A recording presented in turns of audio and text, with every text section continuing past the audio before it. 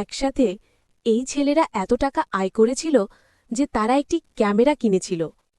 তারা ভেবেছিল ক্যামেরা দিয়ে তাদের ভিডিও তৈরি করে এবং জনসমক্ষে প্রকাশ করে তারা অনেক টাকা কামাবে। কিন্তু প্রতিবারই শিল্পার আত্মা যে টুকটুকের মধ্যে ছিল তাদের তা করতে বাধা দিত। টুকটুকের আচরণে বিরক্ত হয়ে তিনজনে ওই টুকটুক ছেলে এটিকে যেখানে এনেছিল সেখানেই রেখে যায়। সকালে তারা একটি ১ টাকার নোট পড়ে থাকতে দেখে। এটা দেখে তারা আবার সেই জায়গার দিকে দৌড়ে যায় যেখানে তারা এটি রেখে গিয়েছিল, কিন্তু টুকটুকটি চলে গেছে।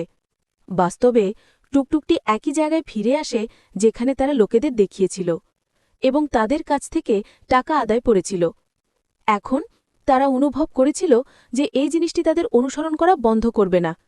টুকটুক থেকে মুক্তি পেতে তারা টুকটুকের মধ্যে বসবাসকারী আত্মার সাথে যোগাযোগ শুরু করে।